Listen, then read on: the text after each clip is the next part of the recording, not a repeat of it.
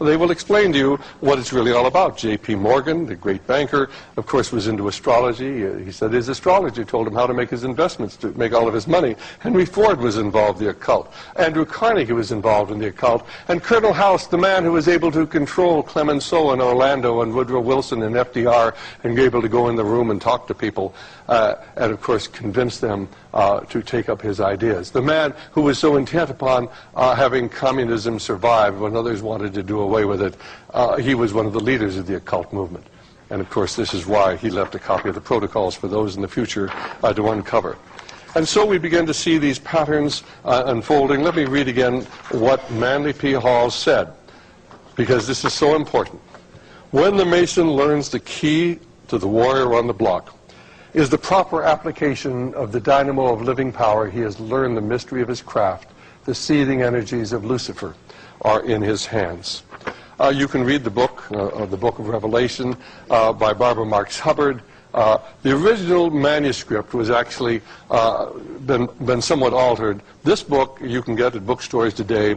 It tells about the coming horror that is going to occur in the mass extermination of people. This book was published by the Lawrence Rockefeller Fund for the Enhancement of the Humanities, but in the original text which we have, she says this. Now, this book is channeled to her, and she readily admits that, by what she calls the Christ light, but I believe is a demonic spirit. And she is rewriting the book of Revelation so you, if you are an occultist, can understand it. She quotes Revelation 6:8, and I looked, and behold, a pale horse, and his name that sat on him was Death, and hell followed with him, and power was given unto them over a fourth part of the earth, to kill with the sword, and with hunger, and with death, and the beasts of the earth. And then she goes on to say, out of the full spectrum of human personality, 1/4 is electing to transcend with all their heart, mind, and spirit. 1/4, however, is resistant to election. They are unattracted by life ever evolving. Their higher self is unable to penetrate the density of their mammalian senses. They can't be reached. They're defective seeds. Ladies and gentlemen, she's talking about you and me, those of us who worship the Lord Jesus Christ.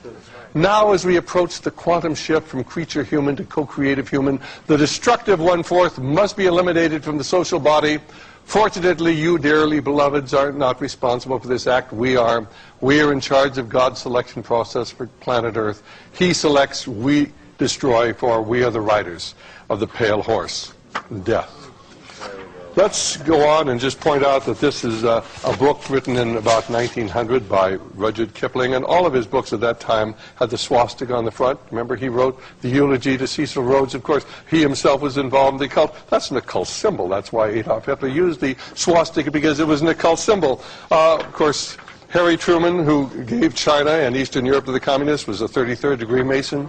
Winston Churchill, who insisted on the invasion of Gallipoli and of North Africa to create the carnage that would justify a world government, was a Druid, entered the Druids in 1908, was a 3rd degree Mason, and that's why he got along so well with FDR. J. Edgar Hoover, who was in office. It didn't really matter whether the Democrats or Republicans were there. He was always in office. He was a 33rd degree Mason. That's how you get ahead in government. Let me take you to the material I gave you a little earlier from the Lucis Trust. And you remember I showed you this page before, where they were talking about meditation, letting in the light. Well, now you can know what the light is. Light is Lucifer. Let's go down to the second Roman numeral, alignment. We project a light of lighted energy towards the spiritual hierarchy of the planet and the planetary heart, the great ashram of Sanat Kumara. Who is Sanat Kumara? We'll just change the letters around. It's Satan, of course. I mean, they're so openly and so blatant about it, but most people don't understand. Where does communism fit in this whole scenario? Well, Reverend Richard Wurmbrand was a Protestant minister living in Romania. He was arrested, put in prison, and tortured for 14 years to break his faith. Many of the ministers who were with him, of course, eventually broke. Many of them died in prison. When he finally got out of prison, he couldn't understand why they didn't just put him in prison. Why did they want to break his faith? And so he began to study Karl Marx. And, of course, what he found out that Karl Marx, contrary to everything you've ever been led to believe, was not an atheist. And Karl Marx did not believe in socialism and communism. He was a Satanist, and he realized that socialism would destroy Western Christian civilization, which he hated. And that's why he embraced it, as did Proudhon and Bakunin and all of the other leading socialists at that time. They weren't socialists. They embraced socialism to destroy America. Of course, here you'll see the emblem of the Trilateral Commission. You look very closely, you'll three sixes joined together by an upside-down broken cross. The Trilateral Commission, created by David Rockefeller and Zygmunt Brzezinski. We started our discussion today with a poem from James Russell Lowell. And I want to give you the full text of that because it really lays out what this battle is all about. Once to every man and nation comes the moment to decide. In that strife of truth with falsehood for the good or evil side. Some new cause, some new Messiah, offering each the bloomer bright. And the strife goes on forever twixt the darkness and the light. Then decide with truth is noble and to share her wretched crust ere her cause brings fame and fortune and is prosperous to be just. Then it is the brave man chooses while the coward stands aside until the multitudes make virtue of the faith they had denied. By the light of burning martyrs, Christ, thy bleeding feet we track, toiling up new Calvaries ever with a cross that turns not back. Though the cause of evil prospers, yet his truth alone is strong, though her portion be the scaffold and upon the throne be wrong. But that scaffold sways the future, for in the dim unknown standeth God within the shadows, keeping watch above his own. And that's what it's all about.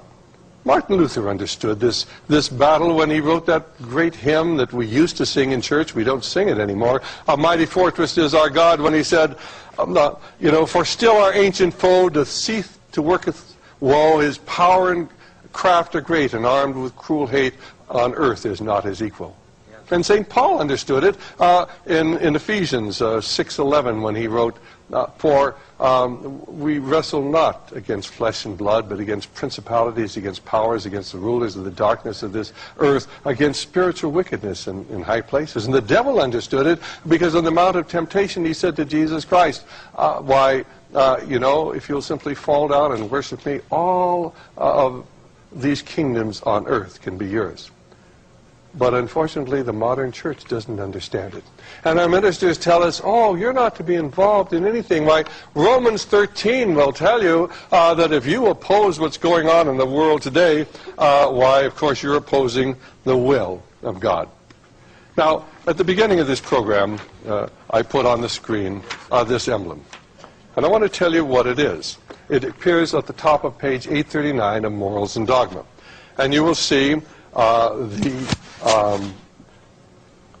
compass and the square. Here's the compass, here's the square, Masonic symbols. Man and woman join together in one body. When they join together, of course, they create life, just as God does. You see the symbols of men and women. On the opposite side, you see modified swastika and an altered cross. You see the symbols of light above, the sun and the moon, always symbols of light and of the occult movement. But you see where their feet are standing. While they're standing on the dragon, who is Lucifer, which of course overshadows the world. Now, every Mason has seen this. Most of them really don't understand it, you see. But why are their feet firmly planted on the dragon? Well, because the dragon is the basis of Masonry and of all the occult secret societies. Theosophy, Rosicrucianism, the Knight Templar, the Illuminati, they are all Luciferian.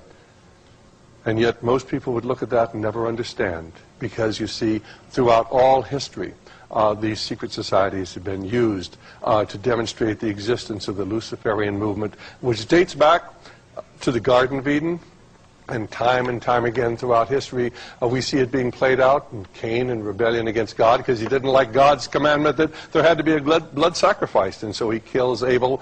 We find it again at the time of Noah when Luciferianism had literally taken over the world and God had to destroy the world except for Noah and his family. We saw it with Nimrod trying to unite all the world and build the Temple of Babylon. We see the evil taking control in Sodom and Gomorrah. Of course, they had to destroy that completely. You hear that Joshua was told he was to kill everyone in Jericho. Why? Why? Because they were sacrificing their children to the gods. And this is one thing God could not tolerate. Only Rahab and her family were spared. They were to kill every living thing in Jericho because the evil had taken hold. But the tragedy is that evil has taken hold of our land today. And America is being used to push this world government on all the rest of the world. This is what Desert Storm was about. This is what Kosovo was about. This is what Vietnam was about. This is what Korea, the First World War.